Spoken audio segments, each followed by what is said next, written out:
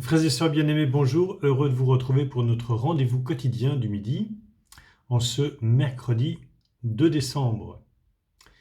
Tout d'abord, je vous annonce que demain jeudi ainsi que vendredi, il n'y aura pas de mot du curé, puisque je vais devoir me faire un déplacement en province ces 2 jours.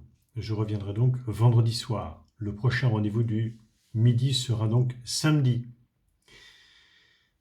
Et nous allons continuer notre méditation de la lettre de saint Paul aux Éphésiens.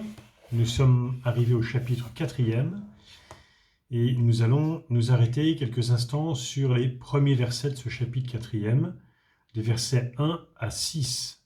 Éphésiens 4, 1, 6. Moi qui suis en prison à cause du Seigneur, je vous encourage à suivre fidèlement l'appel que vous avez reçu de Dieu. Ayez beaucoup d'humilité, de douceur et de patience. Supportez-vous les uns les autres avec amour. Ayez à cœur de garder l'unité dans l'esprit par le lien de la paix. Comme votre vocation vous a tous appelés à une seule espérance, de même, il n'y a qu'un seul corps et un seul esprit.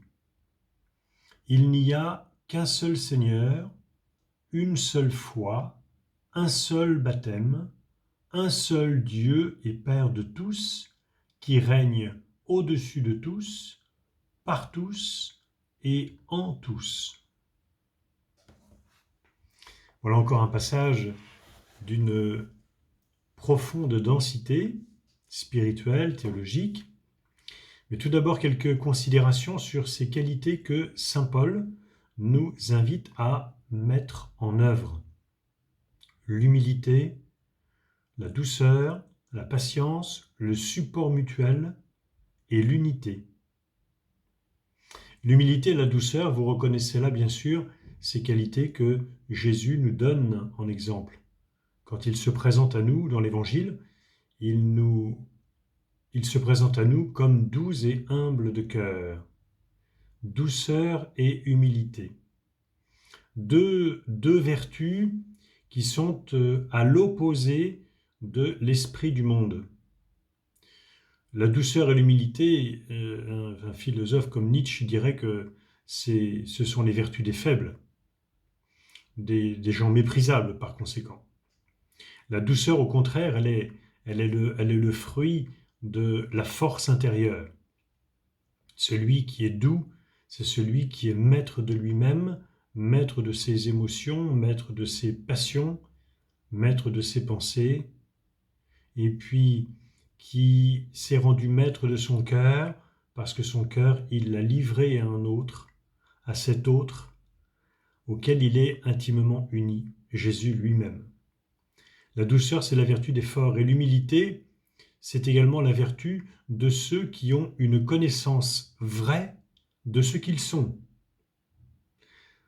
La Vierge Marie, après Jésus bien sûr, la Vierge Marie se présente comme étant l'humble servante du Seigneur. Humble parce que elle, plus que toute autre créature, a cette connaissance précise, donc très vraie, de la distance infinie qui la sépare de son Créateur. Humilité et douceur, ce sont les deux vertus fondamentales que saint Paul nous invite à mettre en œuvre. La patience. Dans le mot patience, l'origine du mot patience, c'est la signification du mot patience, c'est savoir souffrir. Être patient, c'est celui qui sait souffrir. Et c'est la vertu par excellence de l'éducateur. L'éducateur est celui qui sait souffrir parce qu'il ne veut pas imposer à celui qui l'éduque un poids qu'il ne pourrait pas encore porter. Et il ne peut ni ne veut lui imposer ce poids sur ses épaules par amour pour lui. La patience, c'est évidemment la vertu aussi par excellence de Jésus avec ses apôtres. le soir du jeudi saint lorsqu'il leur dit « J'aurai encore bien des choses à vous dire, mais vous ne pouvez pas les porter maintenant. C'est pourquoi je vous enverrai mon esprit qui vous conduira vers la vérité tout entière. » Donc Jésus n'impose, ou plutôt ne demande à ses apôtres que ce qu'ils peuvent porter aujourd'hui. Et donc l'éducateur animé par l'amour, c'est cet éducateur qui sait prendre patience. C'est vrai déjà dans la vie familiale aussi. Un père et une mère qui veulent le bonheur de leurs enfants savent prendre le temps de leur dire ce qu'ils ont besoin d'entendre pour que ce qu'ils vont recevoir germe en eux et porte du fruit et un fruit qui demeure. La patience est le support mutuel. Là aussi, c'est une vertu que Jésus nous donne en exemple. Jésus, plus que tout autre, bien sûr, a montré par sa patience combien il était en mesure de supporter ses apôtres avec leur lenteur, avec leur fragilité, avec leur faiblesse, avec leur péché même.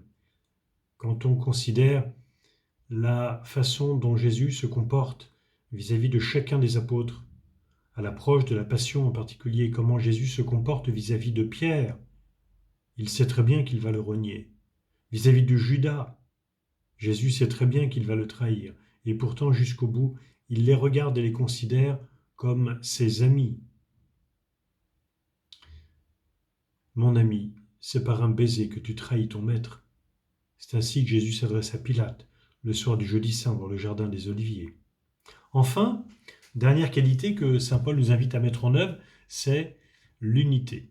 Garder l'unité dans l'esprit par le lien de la paix. Une très belle expression. Garder l'unité dans l'esprit par le lien de la paix. Cette unité va de pair avec la paix. La paix sera le fruit de l'unité qui se réalise dans l'esprit. Donc non pas une unité de façade, non pas une unité pour donner le change, mais une unité profonde.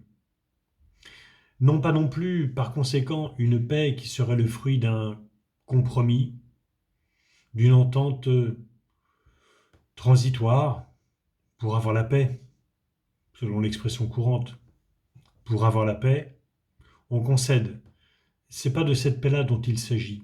La paix dont nous parle saint Paul, et il le dit ailleurs dans ses lettres, elle est le fruit de l'amour que Jésus nous a manifesté sur la croix en donnant sa vie, en versant son sang. La paix, elle est le fruit béni du sang versé. Elle est le fruit de cette alliance nouvelle et éternelle en son sang versé par amour pour nous, pour le rachat de nos péchés. Unité et paix. C'est cette unité et cette paix que saint Paul nous demande de mettre en œuvre. Enfin, dans la deuxième partie de ce passage que nous avons lu, il y a un mot qui revient comme un leitmotiv à propos de l'espérance, à propos de l'Église, à propos du Christ, à propos de la foi et du baptême. C'est cette insistance que Paul met pour nous dire qu'il n'y a, je relis le passage, une seule espérance, un seul corps, un seul esprit, un seul Seigneur, une seule foi, un seul baptême, un seul Dieu et Père de tous. Nous sommes loin du relativisme ambiant dans lequel trop souvent nous baignons au niveau social, parfois même aussi dans l'Église, non pas dans l'enseignement de l'Église bien sûr, mais parfois dans la pratique. Nous avons parfois une pensée, nous pouvons être exposés à avoir une pensée un peu relativiste, où en fait, oui, bon, j'affirme cela, mais enfin, oui, tu as peut-être raison, oui, mais saint Paul nous dit qu'il n'y a qu'une seule espérance. Il faut regarder les choses de façon objective, non pas de façon subjective. C'est vrai que, subjectivement, je ne suis pas parvenu à la plénitude de la révélation de façon subjective. Mais objectivement, je l'ai reçue, cette plénitude. Je l'ai reçue le jour de mon baptême. C'est pour ça qu'il n'y a qu'une seule foi, il n'y a qu'un seul baptême, il n'y a qu'un seul Dieu et Père de tous. Si ce Dieu est Père de tous, c'est parce qu'il est d'abord le Père du Fils unique. Il est le Père du Fils unique. Et il n'y a qu'un seul Fils unique. Donc il n'y a qu'un seul Seigneur, qui est Jésus, il n'y a donc qu'un seul Sauveur. Et là aussi, nous sommes loin du relativisme un peu ambiant, qui voudrait que finalement, non pas toutes les religions se valent. On n'entend pas quand même cela dans le monde catholique, mais enfin, voilà, je pense cela, mais voilà, en pensant cela, tu as peut-être raison. Mais euh, encore une fois, subjectivement, je peux être personnellement loin de la vérité, mais la vérité, elle est objective. Et cette vérité, je l'ai reçue dans l'Église, par le Christ dans l'Église. M'est avis que le Christ et l'Église, c'est tout un. Oui, il n'y a donc une seule Église, comme il n'y a qu'un seul Christ, dans laquelle nous pouvons être sauvés. Maintenant, l'Église reste un mystère. L'Église reste un mystère. Elle ne se cantonne pas aux limites visibles que nous percevons. Elle reste un profond mystère. Et c'est Dieu qui se révèle à chacune et chacun d'entre nous dans l'Église d'une manière que Dieu seul connaît.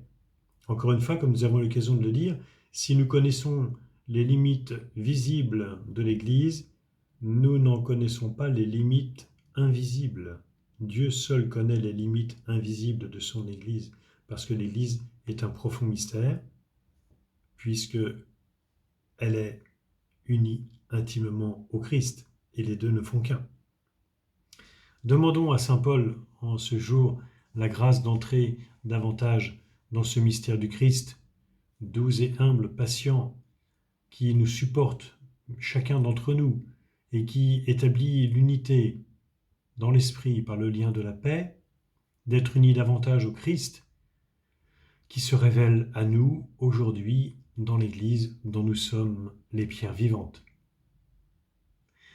Ô les cœurs, frères et sœurs bien-aimés, et vive la joie toujours. Bon appétit. Et ce soir, pour ceux qui seront à l'église pour la messe ou qui la suivront de façon virtuelle parce qu'ils ne peuvent pas se déplacer. À très bientôt.